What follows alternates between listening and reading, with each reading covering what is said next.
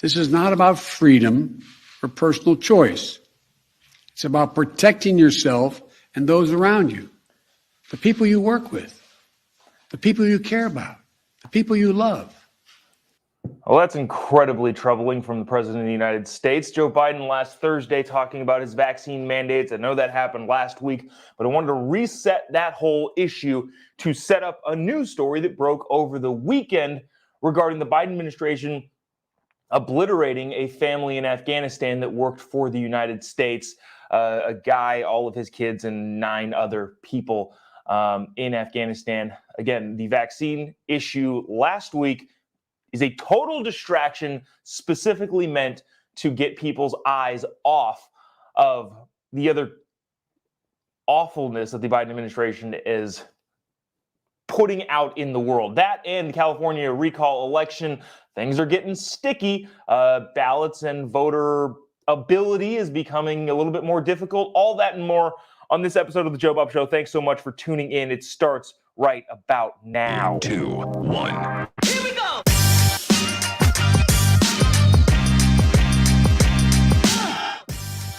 Live from a dingy bunker completely cut off from the outside world, except for you fine folks. My name is Jobob. This is the Jobob Show. Thanks so much for tuning in. Today is Monday. What is it? September 13th, 2021. The year where everything went back to normal because Joe Biden is the normal president. Everything is totally normal now. Except for it's not. The senile old man that occupies the White House and sometimes makes addresses that nobody can make any sense of did not return everything to normal in 2021 as was promised to all of us. The president last week had a vaccine mandate issue. I don't even know what you call it. He's using OSHA to try and get businesses to make people be vaccinated. Now, that is what it is. A lot of people out there saying this is probably unconstitutional. Governors are going to sue. Biden said, bring it on. Biden administration isn't shy about doing things that are completely unconstitutional. But I wanted to quickly, at the beginning of the show, reset that whole issue so that we can show why they're doing that. Because a new bombshell story came out of the New York Times and the Washington Post confirmed that the Biden administration launched drone strikes into Afghanistan that killed an American worker, an Afghan who works for an American company in Kabul. Again, the whole mandate thing was a head fake and a total distraction trying to get people back into their political camps so that eyes and ears wouldn't go towards the countless stories coming out of Afghanistan. We're going to take a ton of time and cover the New York Times article, tweet thread, video about what the Biden administration did and when people in the Biden administration knew.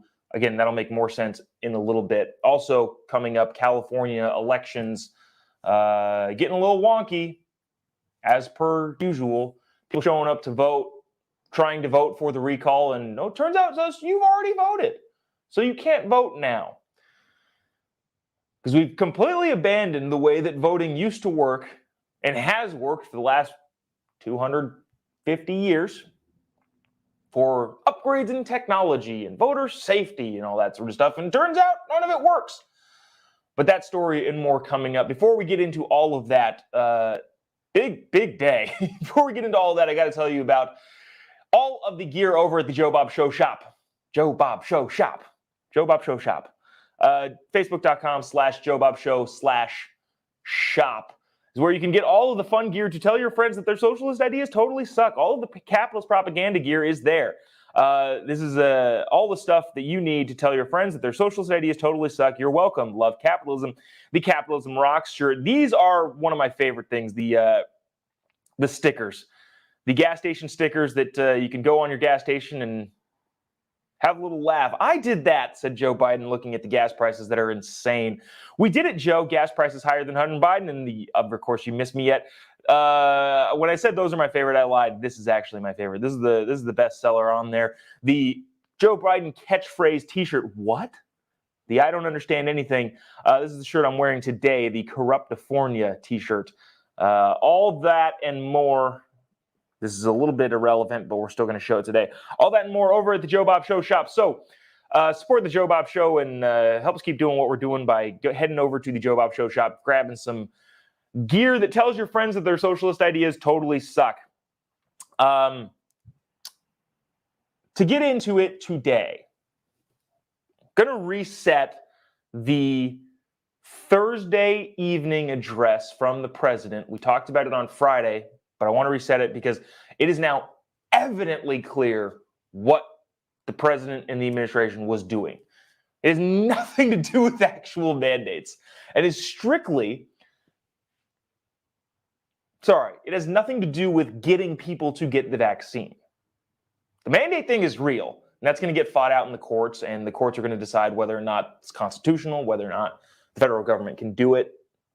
A lot of people would say no, that the overwhelming majority of health power goes to the states and the federal government has no business in there. Joe Biden, Jen Psaki already said that the federal government has no business doing that. So there's that. But again, not about actually getting people the shots. It was more about getting people into their corners to distract away from all of these stories coming out of Afghanistan. Let's go back and reset some of those vaccine clips with Joe Biden giving his address last Thursday. My message to unvaccinated Americans is this. What more is there to wait for? What more do you need to see? We've made vaccinations free, safe, and convenient. The vaccine has FDA approval. Over 200 million Americans have gotten at least one shot. We've been patient, but our patience is wearing thin. President Joe Biden, again, ruling and dictating by his patience level. And of course, grumpy old men don't have a huge amount of patience, which would make me scared for when he loses his patience for something else that is make-believe. The global warming emergency. We've lost our patience. We're going to do whatever we need to do to combat global warming and the science around that. But again, the president issuing edicts, this is not meant to get anybody to actually take the vaccine. It's specifically meant to separate people into their corners. I have a great quote coming up. But again, keep that in mind when you're watching all of this stuff. He also said the vaccine works. He's going to contradict himself in about 30 seconds. Let's listen on. And your refusal has cost all of us. So please do the right thing. But just don't take it from me. Listen to the voices of unvaccinated Americans who are lying in hospital beds. Okay. Taking their final breath saying, if only I'd gotten vaccinated. If only. It's a tragedy. Please don't let it become yours. So the president, I probably should have clipped that part out. Didn't need to see all that. But again, the president saying the vaccines work. Let's continue to listen. We're going to protect vaccinated workers from unvaccinated coworkers. But wait a minute, Mr. President. Didn't you just say the vaccine worked? We're going to protect vaccinated workers from unvaccinated coworkers? Because here's the thing, the CDC numbers would show that if you get the vaccine, it doesn't matter. The Biden administration themselves keep coming out and saying this is a pandemic of the unvaccinated. Fine. The majority of hospital deaths are actually unvaccinated people. This is not an anti-vax show. This is a freedom of choice show. If you want to get the vaccine, go for it. But all of the information coming out of his own administration is saying that if you get the vaccine, you're fine. Yet for some reason, they don't trust it. I don't understand the rationale behind it. Because they can, like he just said, we're going to protect vaccinated people from unvaccinated people. I thought the vaccine did that. Didn't you just say that? But again, keep in mind that this is not designed to actually get more people to take the shot. I don't think a single American watched Joe Biden on Thursday and said, oh, okay, yeah, now I'll get it. because the messaging around it was so high-handed, hoity-toity, we are better than you. They could have, if the goal from the Biden administration was to actually convince people to take the vaccine, he would have gone into a long-winded screed about how the vaccine was developed under the Trump administration. Donald Trump himself got the vaccine and is encouraging people to do so. Again, not by mandates, but by personal choice. But Joe Biden didn't say any of that. Instead, he diminished and demeaned people who the left thinks are just such dumb idiots. If you saw the riots in Paris over the weekend, wow, that was a weird transition. The lefty media basically saying is these mouth-breathing dumb Trump voters. Well, here's the thing. There are not mouth-breathing dumb Trump voters in France, but Paris had riots over the weekend. We have some video clips of that. Maybe we'll get to it. Maybe we'll have to save it for tomorrow. But people all over the world are rioting in the streets for the same reasons United States citizens are upset. And I guarantee you, people in Paris did not vote for Donald Trump. Same thing about people in New Zealand and Australia and people all over the world who are just as fed up. It's a government thing. That's what people are upset about. But anyways, Joe Biden, his goal was not to convince more people to take the vaccine. If it was, he could have said things much better and not demeaned a major block of people. But we need to do more. This is not about freedom or personal choice. It's about protecting yourself and those around you, the people you work with, the people you care about, the people you love. And of course, this goes without saying, if someone is saying it's not about freedom, that should be a red alert, lights flashing, storm alarms ringing through the streets. That's a huge problem. It is always about freedom. Everything should be about freedom. There should be nothing that the federal government does that doesn't promote more freedom. That's the whole point of the freaking country. So when Joe Biden says this is not about freedom or personal choice, that's a huge red flag and a massive problem coming out of the White House. But again, we want to reset this so we can set up the next story about when Joe Biden and his administration killed an entire family in Afghanistan that worked for the United States incorrectly and then probably lied about it to cover it up. This is all a distraction to get people back into their camps, to get liberals and Democrats over here saying, yeah, Joe Biden, make those idiots take the vaccine. And the Trump people to go, dude, what? This is not how you convince me to take it. Make sure people are separated and fighting against each other so they're not fighting him. Because what's coming out of Afghanistan is insane. I want to read this quote. This is probably the best thing I've heard on weekend. It's a little bit of a hoity-toity quote, but it makes sense. The primary constituency served by a federal vaccine mandate is affluent, vengeful neurotics whose sense of comfort depends on the government coercing their perceived cultural inferiors into compliance. I'm going to read that again in a second because I understand especially if you're just listening in your car, it's kind of heady. It's a little bit wordy. But he's basically saying that your upper class hoity-toity Ivy League neurotics are the only people that was served by Joe Biden's Thursday address. Because again, that address wasn't meant to try and convince people to get vaccinated. Because if it were, he would have praised the Trump administration, Operation Warp Speed, and would have used factors like that to try and convince people. Gosh, we're going to go on so many tangents here. I would love to see a double-blind dual reality, not a double-blind, a dual reality in which Donald Trump wins the presidency. Because if you remember, then vice presidential candidate Kamala Harris said, I don't trust the Trump vaccine. I don't trust the Trump FDA. I wouldn't take the vaccine. I would be hard-pressed to not be on the side. I can't use too many negatives. I would think that the rules would be entirely reversed. All of your Trump people, give or take a couple, would be all super vaccine positive because it happened under Donald Trump.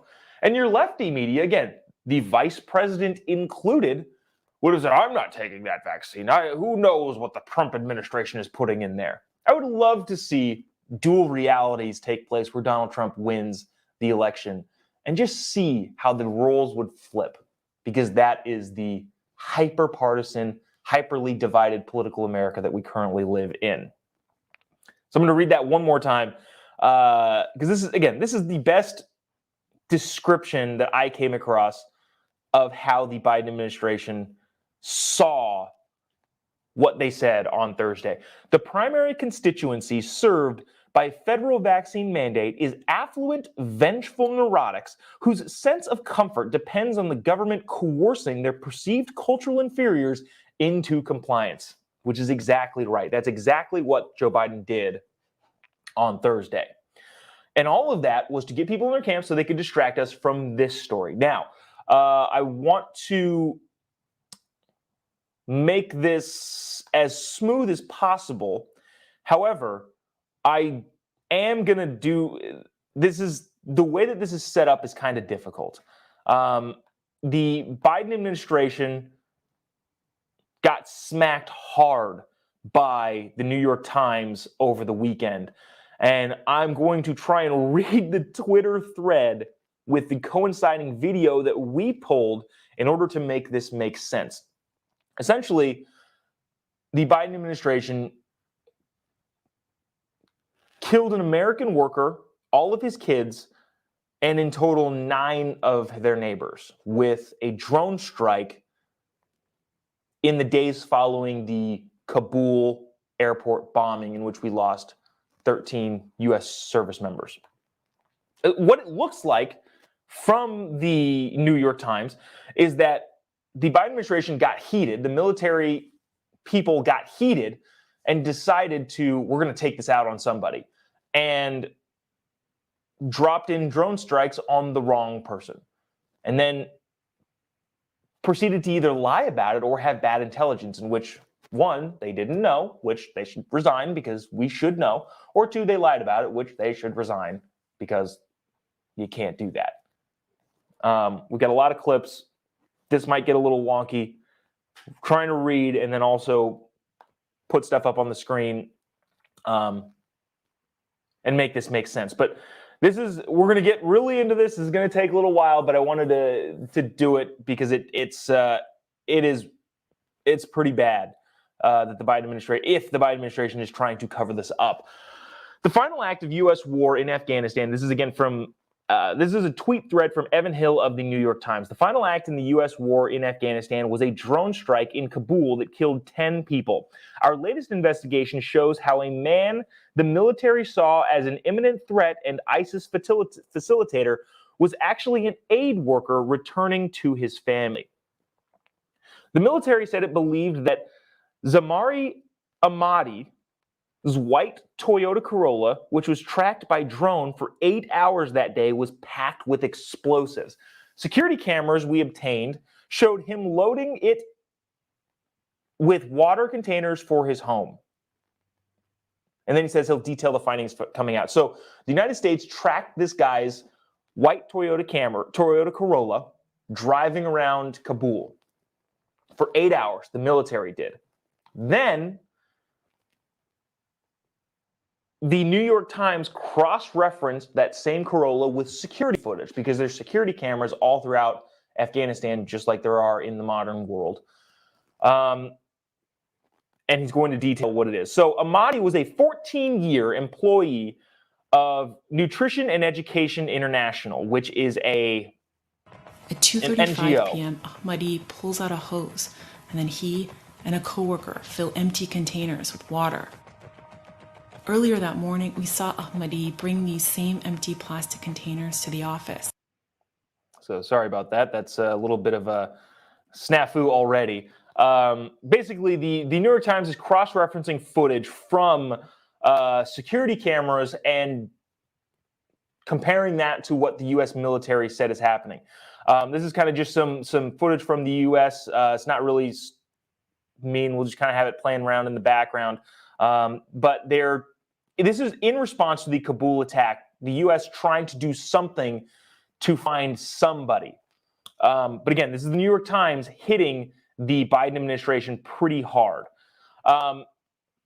So this guy, Ahmadi, was a 14-year employee of Nutrition and Education International, a U.S. NGO that fights malnutrition. He helped start up soy factories, repair machinery, transport his colleagues, and distribute food from his Corolla to displaced Afghans. August 29th, according to his family and colleagues, was a normal day for Ahmadi. He left home around 9 a.m., picked up 2 colleagues and his boss's laptop, stopped for breakfast, and headed to the office in the Kartsai neighborhood. So, the U.S. military is saying that there was suspicious movement from this Corolla the entire day. The New York Times then got that footage and cross-referenced it with security footage. This is the guy walking into the office, waving hello, and not doing anything untoward. He's, again, working for a U.S. NGO. But the military is on high alert. Again, the New York Times writes, 3 days earlier, an Islamic State suicide attack at the Kabul airport had killed 13 troops and more than 170 Afghans. All threat warnings are flashing red, a senior official told us. They expected another attack. At around the time Ahmadi was picking up his colleagues, the U.S. military said it observed a white sedan emerge from an Islamic State safe house near Ahmadi's home. So the military said that, well, we thought this guy came out of an Islamic State safe house, 5 kilometers northwest of the airport. Intercepted communications from the safe house gave the sedan instructions, they said. So the United States military was saying that they gave instructions, or they intercepted instructions coming from that safe house. But Matt Atkins interviewed all 5 men who were in the car with Ahmadi that day. They said that the military interpreted a series of suspicious moves that represented his typical day in his life. He drove his colleagues around town where he made plans for food distributions.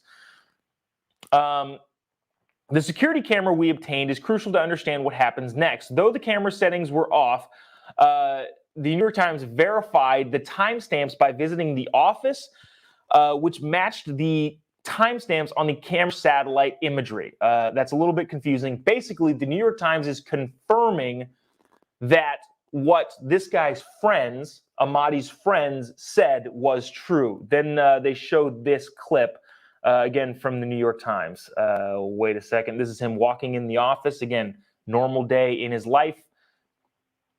And then we'll go to this. We also matched an exact scene from the footage with a timestamp satellite image to confirm it was accurate. So the New York Times has all their ducks in a row here. They continue in the article. At 2:35, Ahmadi and his colleague filled several large plastic containers with water. The footage shows Ahmadi bringing them to the office earlier that day. His brother told us his neighborhood suffered from water shortage and that he routinely filled up containers at the office. So this guy brings in containers to fill with water at the office. The U.S. military thinks it's explosives, but the family said that that's a normal thing. At 3:38, a colleague drives Ahmadi's car further into the office driveway. At roughly the same time, the military said the drone team saw Ahmadi's car pull into an unknown compound 8 to 12 kilometers southwest of the airport. And I believe we've got footage of that. At around 3:38 p.m., a colleague moves Ahmadi's car further into the driveway. A senior U.S. official told us that at roughly the same time, the military saw Ahmadi's car pull into an unknown compound 8 to 12 kilometers southwest of the airport. That overlaps with the location of the NGO's office, which we believe is what the military called an unknown compound. So she did a pretty good job at explaining that here. But in case you missed it, the United States military saw Ahmadi's car. Again, Ahmadi is an American employee, so he works for an American NGO in Afghanistan. The U.S. military confused his car with a terrorist's car and then proceeded to follow and track him And all this stuff matches up with the security camera footage. With the workday ending, an employee switches off the office generator. The cameras go off in the dark. The military said it then saw 4 men load wrapped packages into the car. Ahmadi's colleagues said that they were stowing laptop bags, which the footage here shows earlier that day. We don't have that clip because it was a small little gift that we didn't get to grab. But essentially, the U.S. military's drones reportedly saw them loading bags into the car, which they didn't know what it was at the time, but the security camera footage shows that this American worker was loading laptops into his car, along with water. The drone team hasn't been watching Ahmadi's home at all. They quickly scanned the courtyard, an official told us, seeing that only an adult male talking to the driver. Fearing the car, which they believe has explosive, they will soon head to the airport. They fire. So Ahmadi then drives home. Again, American worker working in Afghanistan, then drives home. He then starts talking to one of his neighbors. His kids run up to the car.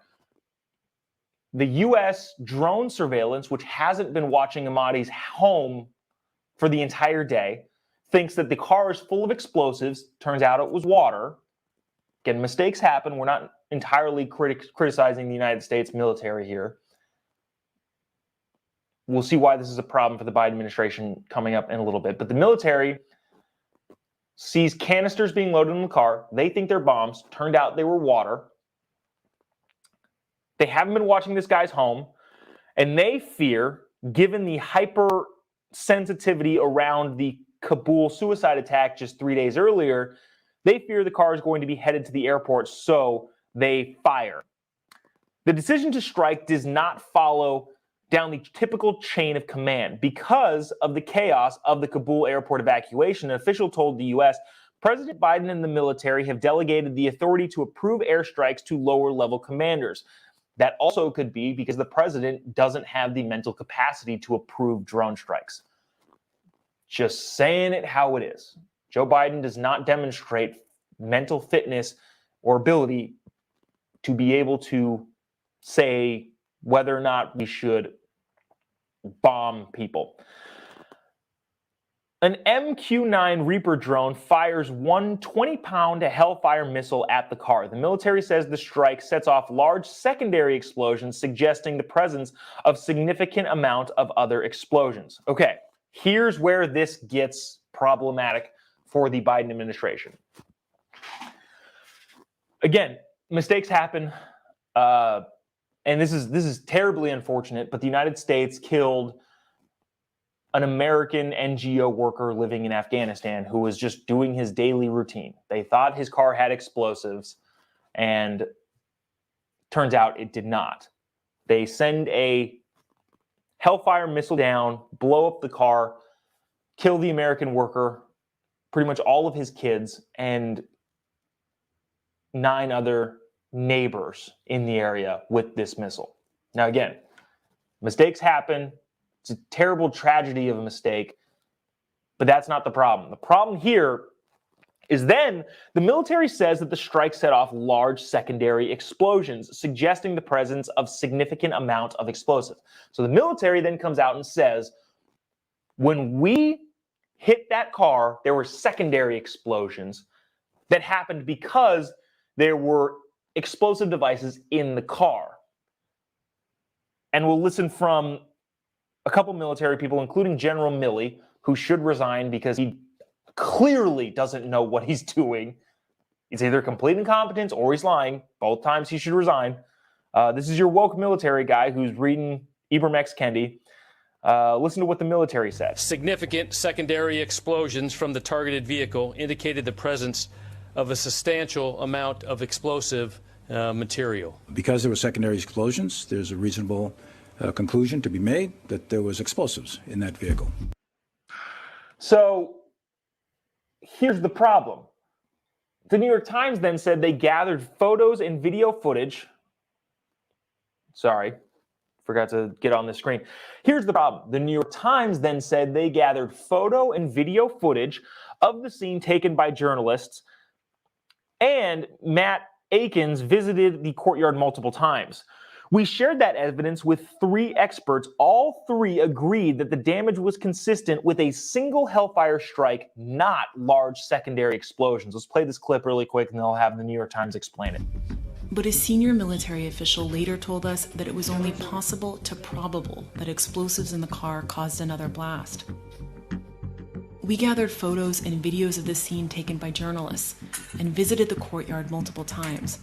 We shared the evidence with 3 weapons experts who said the damage was consistent with the impact of a Hellfire missile.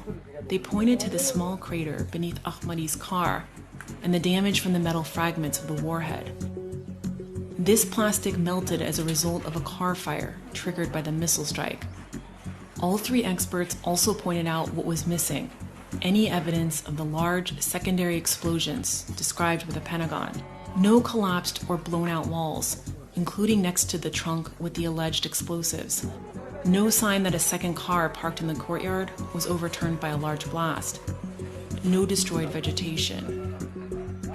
All of this matches what eyewitnesses told us, that a single missile exploded and triggered a large fire. So, the Biden administration made a mistake and killed a U.S. NGO worker working in Afghanistan going about his daily routine.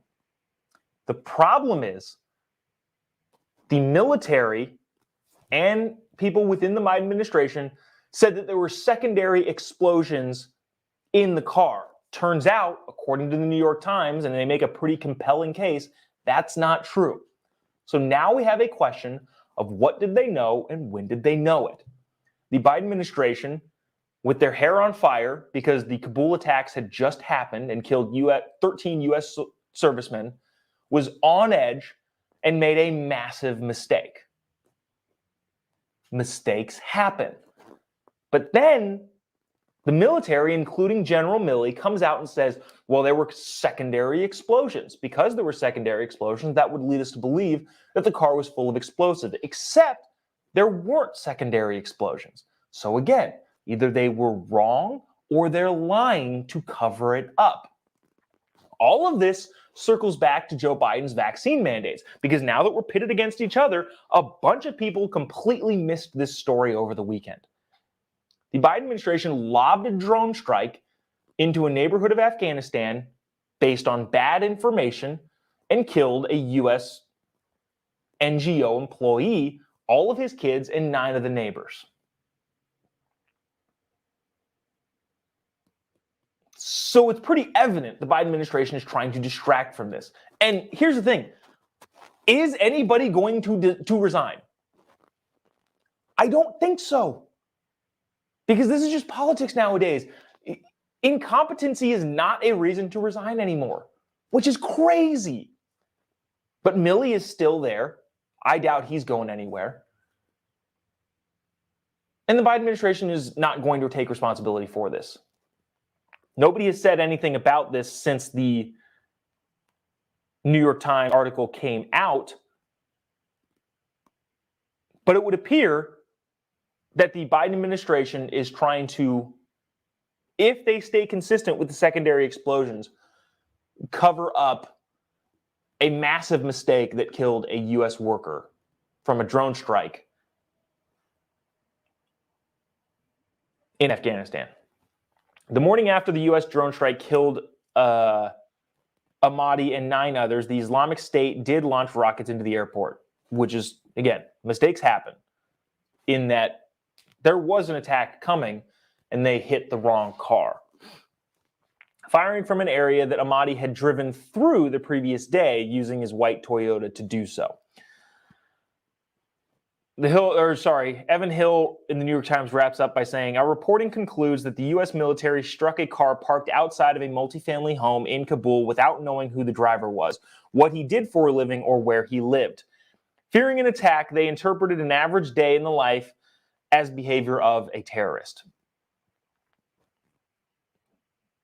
4 days before Ahmadi was killed, his employee had applied for his family to receive refugee resettlement in the U.S. Again, as he was a 14-year NGO employee of a United States company. They were still awaiting approval, looking to the U.S. for protection. They became somewhat of the last victims of America's longest war. You can check out that full article and video. The New York Times did a great job at detailing. And again, this is the New York Times, not Breitbart, not Fox News, not OAN. Not to say that those outlets don't do good reporting. But what I'm saying is this is not a right-wing effort to smear the Biden administration. This is the New York Times saying that it looks like the Biden administration and their military generals in place killed a 14-year NGO employee of a United States company working in Afghanistan and then tried to cover it up by saying there were secondary explosions that happened after the drone strike hit that guy's car, who killed him, his kids, and 9 other people in the neighborhood. Oh, geez. It's a rough way to start the week. But fear not, there's more craziness coming up. But before we talk about that, I really quick got to one more time push the Jobob Show shop. Head on over to the Jobob Show shop and get the Biden catchphrase t-shirt. Man, I feel like I should have had some sort of transition here because that was rough. Going through a really rough, difficult story to the hilarity of the Joe Biden what t-shirt. Also, this is the t-shirt that I'm wearing today, the Corruptifornia. This one's, let's hope we can still wear this one in California. If you're in California, let's hope you can still wear this one after tomorrow. Ballots are due in California tomorrow. It's the one I'm wearing today, the Joe Biden what t-shirt, but also all your old favorite ones, the You're Welcome, Love Capitalism, Capitalism Rocks, and many more over at the Jobob Show shop. Link in the show bio, show description to go to the Jobob Show shop. I want to wrap up really quick today with this story out of KTLA. Again, I've been saying for a long time, California plays fast and loose with its voting laws. California's election process is insane. No person would design an election the way California has their election system designed. Not only are there not safeguards for voter fraud, and again, I'm not saying that voter fraud is rampant. I'm saying that it's possible, which is just as bad in my eyes. If you leave your door wide open to your house, don't take any inventory of anything you have, and then you leave for a week, and then you come back, you have no idea what's in your house. Saying that somebody broke into your house is probably a little overdramatic or over the top.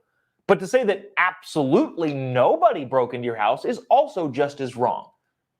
Take that analogy to the California election system. There are so many loopholes, so many ways for people to cheat, that even if you don't necessarily catch all of the cheating or the fraud or whatever it is that you want to call it, even if you don't catch it, the fact that it's possible is just as bad. And that's what people are irritated in California. We don't purge the voter rolls. We send ballots to everybody, including people who have died several years ago, people who have moved out of state, and those ballots are just sitting there. We don't require voter ID. We have a motor voter system where everybody gets registered to vote, whether or not you're supposed to. People slip through the cracks in California. Also, the Secretary of State's office that oversees the 22 million registered voters in California, we've mentioned this several times. You know how many people in that office seek out voter fraud and try to stop it? 2. So all I'm saying here is we're not making this case for massive voter fraud. We're saying that it's definitely possible, though, because California plays fast and loose with their election laws. This story is coming out of KTLA in Los Angeles, in which it's possible that people are doing some nefarious things because some weird stuff is going on. Take a listen. Is going on. We spoke with several concerned voters here in the West San Fernando Valley who believe something wonky had been going on at places like El Camino Real Charter High School in Woodland Hills. This place opened up as an early polling location, open 10 a.m. to 7 p.m. daily, but several people tell us they showed up to vote this morning in the special California governor recall election and were told that computers showed they had already cast their ballots. I went to El Camino High School to vote. got there at 10:30, gave her this, and she scanned it and said, "You voted." And I said, "No, I haven't." And she said, "This has been happening all morning." The man next to me was arguing the same thing. I asked the couple, the young women that I talked to, and I said, "Are you by any chance Republicans?" She said, "Yes." And I said, "Well, so am I." So what KTLA is reporting is that people are showing up to the polls looking to vote, because there is in-person voting in California, and the computer system and the poll workers there are saying, "No, you already voted." They're saying, "No, we didn't." Here's the problem. We used to have a great election system and decided to stop. It used to be that you would go to a polling place, whether it was the local elementary school, even in rural places, your neighbor's garage, and you would go and say hello to the verified poll worker, nonpartisan, and you would show them your ID. They would match that with the voter rolls so that you were eligible to vote. Then you would get a paper ballot. You would go into a curtained or closed off area and you would do your voting. Then you would put it in a secret envelope. You would push it into the box. Nobody would see who you voted for. And those votes would be counted under the scrutiny of people from both sides. That's not how we do things anymore. It was working too well. That voting system was working way too well. Now we just send out millions of ballots. And like this lady in here was saying, she shows up to a voting place and the computer says, "Oh, you've already voted." She says, "No, I haven't." But again, California decided to have bad election processes. Again, this is not saying that we have overwhelming proof of voter fraud. What we do have is overwhelming proof of the possibility to commit voter fraud. Remember the Garden Grove instance where that guy had 300 ballots sitting in his car? Whatever happened to that? Has anybody heard anything about that? Seriously, if you know, shoot me in the comments. I don't know. But I haven't heard any reporting on what happened. Why did he have 300 ballots in his car? What did they do with those ballots?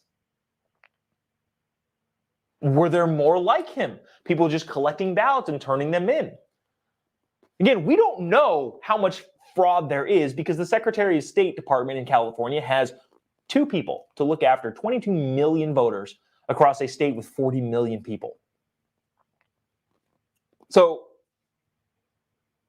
here are my thoughts here, and I don't want to say this, I'm just looking at the reality of the situation. I think Gavin survives, and I think we have a major problem with the trustworthiness that people have in our voting election process. We are going to have a major issue in California and across the country if some of this stuff gets through in other states with people trusting the electoral system. Again, not because there's overwhelming proven fraud, because that's the big argument on the left. Well, there's not even a single instance of proven fraud. Well, yeah, we're in the state that has 2 people to look after 25 million voters in a state with 40 million people. 2 of them are required to investigate voter fraud, and those 2 people are hired by a partisan office on top of having completely laxed voting laws where we don't purge the voter rolls, we have drive-by motor voters, we have people who've moved out of state or have died who get ballots in the mail, people like somebody I know that's definitely not me that received 2 ballots, 1 at a primary residence and 2 at another residence.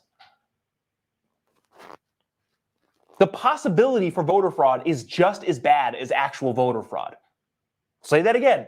The possibility of voter fraud is just as bad as proven voter fraud because it undermines the belief in the election system. It undermines the belief in our election system, which is just as bad. But yet California is going to go through this song and dance. I think Gavin's going to hold on. And we're going to have a huge problem with people trusting the electoral system. Some of you might not like to hear that, but I think that's going to be the reality of the situation. Nevertheless, if you're in Corruptifornia, make sure you turn in your ballots. My wife and I have got to turn in ours today. Do everything you can to get King Gavin out, because I guarantee you, if he survives this recall attempt, he's not going to be lighter on COVID, I'll say that. Because King Gavin thinks he's following the science, which turns out to be entirely wrong. I'm not going to get into all that because we're out of time and I got to get going, get moving on to other things. But if you're in California, the recall is tomorrow. That's your last day to submit your ballots. Everybody got a ballot. Go vote at your local polling station if you want. Make sure you bring your ballot to submit it, because if you don't, you'll be provisional, and provisional ballots have a huge problem of not being counted in California. There's so many freaking problems with the election system in California. There's so many issues. We have such lax voter policy. It is insane. I could go on about this for so long of just how crazy it is, the laws in California. Ballot harvesting. We didn't even talk about ballot harvesting. Ballot harvesting is an insane proposition. You can just give your ballot to anybody and anybody can turn in ballots. Well, who's to say that that person actually filled out their ballot? And who's to say that that person, the ballot harvester, didn't just wander around finding any ballots they can get, forging the signature on it? Because the Secretary of State is forced to match signatures because we don't have voter ID in California, which would make ballot harvesting a more reasonable thing. I still think it's crazy, but it would at least make it somewhat reasonable. Because we don't have voter ID in California, there's no way to verify signatures except for at the state-held level, in which case a person is verifying the signature on your ballot envelope. And how wrong do you think they get that constantly? Instead of writing your ID number on there to actually physically match the number that the state has on file, instead of doing instead of doing voter ID, we just have this willy-nilly signature system that pretty much anybody can fake. Because of that, we have massive problems with the belief in the system in California. But anyways, get your ballot in on September 14th. Vote for whoever you want, just as long as you make sure you vote yes on the first question to get Gavin Newsom out of office. That's going to do it for us today.